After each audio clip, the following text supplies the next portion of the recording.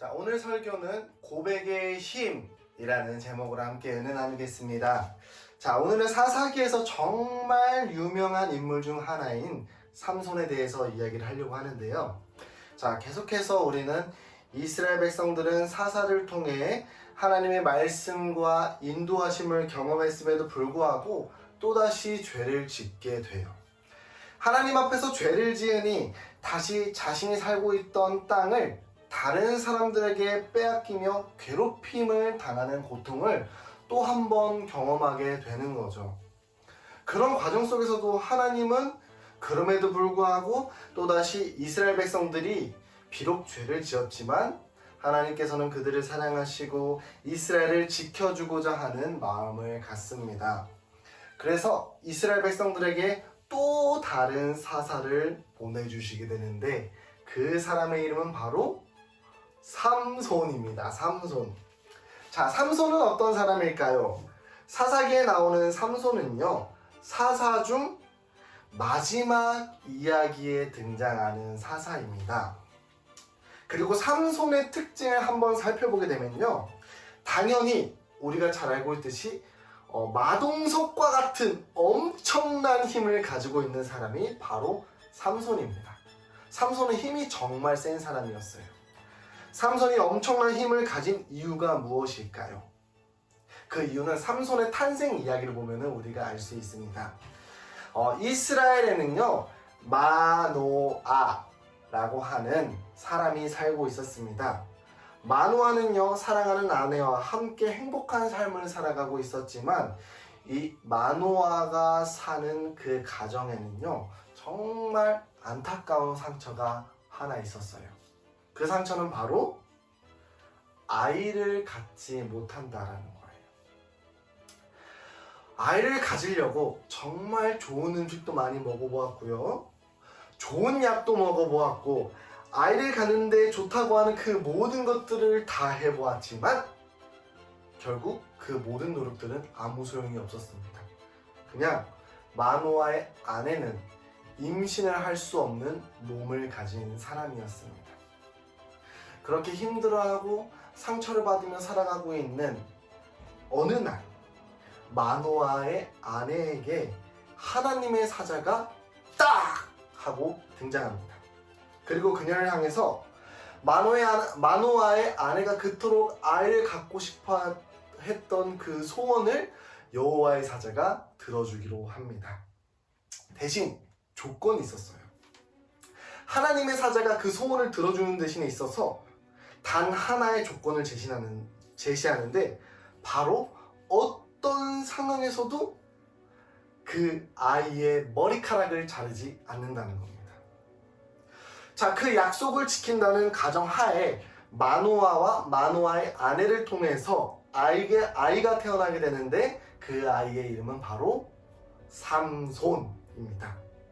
처음에는 삼손의 부모님 마노아는요, 삼손을 키우면서 절대 머리카락을 자르지 않았고 오히려 더 나아가 머리를 건들지도 않는 그런 보살핌이 있었습니다. 그렇게 삼손을 키워나갔어요.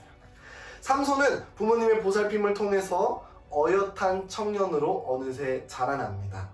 그런데 머리카락을 자르지 않았기 때문에 삼손에게는 한 가지의 특징이 나타나는데요, 그 특징은 바로 힘, 어마무시한 힘을 가지게 되었던 것입니다. 삼손이 얼마나 힘이 셌냐면요, 맨손으로 사자를 때려잡고 맨손으로 블레셋 사람 성인 남성 30명을 때려 죽였습니다. 그리고 동물의 뼈를 가지고 그 뼈를 몽둥이처럼 사용해서 블레셋 사람 1000명을 때려 죽이는 그런 엄청난 힘을 가지고 있었습니다. 삼손은 이 힘을 이용해서 이스라엘 백성들에게 많은 도움을 주었어요. 특히 이스라엘을 괴롭히고 핍박했던 블레셋 사람들에게 복수를 했고요, 블레셋 사람들은 그런 삼손이 굉장히 큰 골칫덩이가 되었던 거예요. 삼손 때문에 이스라엘을 함부로 할 수 없었던 블레셋 사람들, 그런 블레셋 사람들은요, 삼손을 바라보면서 생각을 했습니다. 삼손만 없으면, 저놈의 그 삼손만 없으면 참 좋을 텐데 어떻게 하면 저 삼손의 힘을 빼앗을 수 있을까? 저 삼손을 죽일 수 있을까? 그런 여러 가지 생각을 하게 됐어요. 그런 고민 끝에 그들은 결정을 내립니다. 미인계 작전을 써보자. 블레셋 사람들은요, 블레셋 사람들 중에 가장 이쁜 여인인 들릴라라는 그 여인을 사용해서 삼손을 막 유혹해내기 시작합니다. 이에 삼손은 블레셋이 준비한 그 미인계 작전에 홀딱 넘어가 버리게 돼요. 그 들릴라에게 한눈에 반해버린 거죠.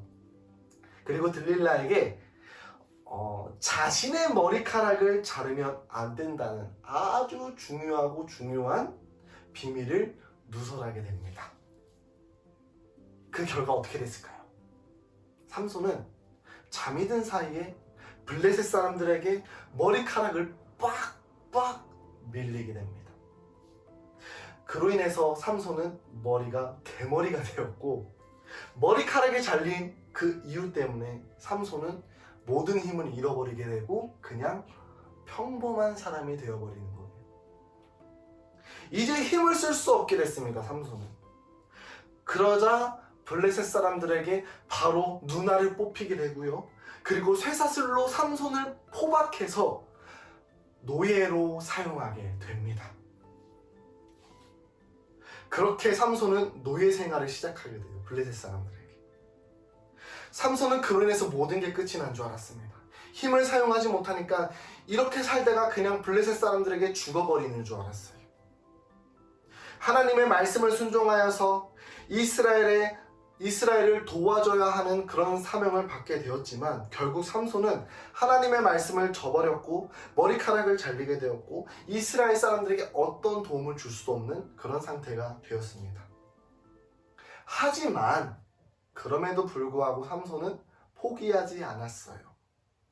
비록 자신의 머리카락이 잘리고 두 눈이 뽑히게 되었지만 자신의 힘이 빠져 이스라엘에게 어떤 도움도 줄 수 없었다고 할지라도 마지막으로 삼손은 정말 간절하게 하나님에게 기도하며 선포하기로 결정합니다. 그렇게 블레셋 사람들, 모든 사람들이 모여있는 그 축제 현장에 삼손이 딱 등장하게 돼요.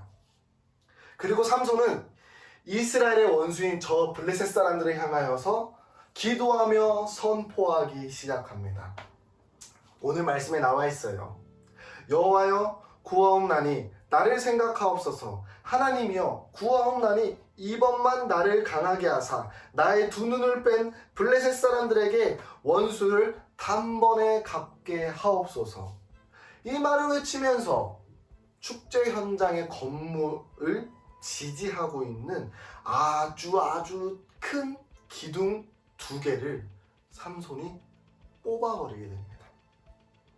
기둥이 뽑히자 어떻게 됐을까요? 그 모든 건물을 지지하고 있던 기둥이 뽑히자 건물은 순식간에 와르르르르 무너지게 되고 그곳에 있는 모든 블레셋 사람들이 삼손과 함께 죽게 됩니다.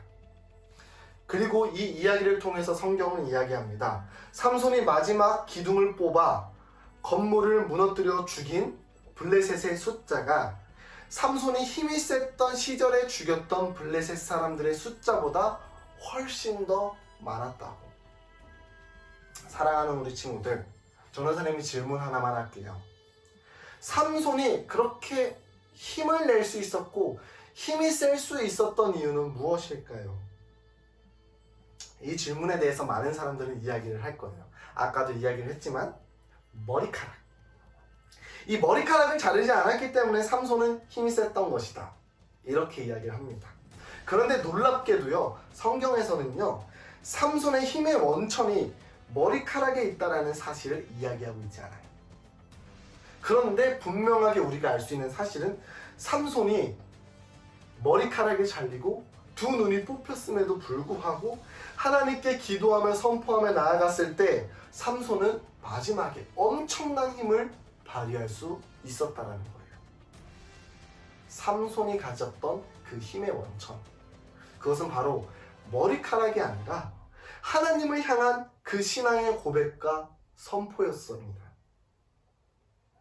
나의 모습과 삶을 살펴보면요, 우리 친구들 종종 내가 남보다 상대적으로 좀 뛰어난 모습이 나타난다든지 아니면은 내가 남보다 좀 더 좋은 일을 경험할 때가 있어요. 예를 들어서 내가 얘보다 좀 더 용돈이 많은 것 같아. 내가 얘보다 좀 더 롤을 잘하고 티어가 높은 것 같고 게임을 잘하는 것 같아. 아니면은 악기를 좀 더 잘 다루는 것 같아. 공부를 잘한다던가 아니면 내가 얘보다 좀 더 예쁘고 잘생긴 것 같아. 이런 생각을 하고 이런 경험을 할 때가 있습니다. 우리 친구들, 내가 상대적으로 남보다 더 잘날 수 있는 이유가 무엇일까요? 내가 잘해서, 내가 노력해서, 내가 얘보다 좀 더 뭔가 특별한 걸 갖고 있어서, 삼손처럼 단지 내가 머리카락이 길기 때문에 나는 그런 단순한 생각을 할 수가 있습니다. 그런데 우리 친구들, 그렇지 않아요. 내 삶의 좋은 일과 더 나은 모습이 나타나는 이유는 바로 내가 잘났기 때문에, 내가 노력했기 때문이 아니라 하나님이 나에게 좋은 일과 더 나은 모습을 하나님이 나에게 허락해 주셨기 때문이에요. 우리는 그 사실을 알고 살아가야 될 필요가 있습니다. 혹여나 하나님께서 나에게 이 좋은 일과 좋은 모습을 주셨다라는 그 사실을 모르거나 알더라도 내가 그 사실을 부정한다면요, 우리 친구들 언제나 삼손과 같이 내가 가진 그 모든 좋은 것들을 순식간에 빼앗기게 되는 상황이 발생할 수 있습니다. 사랑하는 우리 친구들, 그렇기 때문에 우리는 항상 삶을 살아가는 데 있어서 두 가지의 중요한 자세를 기억하며 지켜야 합니다. 첫 번째는요, 우리는 하나님께 항상 고백하며 나아가야 합니다. 어떤 고백이냐? 감사의 고백입니다. 그래서 매일 생각이 날 때마다 하나님, 오늘도 감사합니다. 밥을 먹을 수 있게 해주셔서 감사하고, 공부를 할 수 있게 해주셔서 감사하고, 놀 수 있게 해주셔서 감사합니다. 이런 자세를 가질 줄 알아야 돼요. 항상 하나님께 감사하며 고백할 수 있는 마음. 이게 첫 번째고요. 두 번째는요, 우리의 입술로요, 하나님이 나와 함께 하신다라는 고백을 해야 됩니다. 그래서 우리 친구들 한번 실천해 보기 바랄게요. 매일 아침마다 하루를 시작하기 전에 우리 화장실에 씻을 때 거울을 보잖아요. 거울을 바라보면서 오늘도 하나님께서 나와 함께 하신다. 하나님께서는 오늘도 나를 지켜주신다. 이 고백을 한번 해보시기 바랍니다. 그럴 때 진짜 그 하루가 정말 힘이 나고 하나님께서 나와 함께 해주시는 것 같고 외롭지 않고 정말 즐거운 하루를 보낼 수 있게 될 겁니다. 자, 첫 번째, 하나님께 항상 감사를 고백하는 것. 두 번째, 하나님께 항상 나와 함께 하신다는 것을 고백하는 것. 이 두 가지를 꼭 기억하면서 항상 우리가 하나님을 고백하며 나의 삶의 모든 것이 하나님으로부터 나온다는 것을 믿으며 하루하루를 살아가는 우리 친구들이 되기를 간절히 소망합니다. 아멘.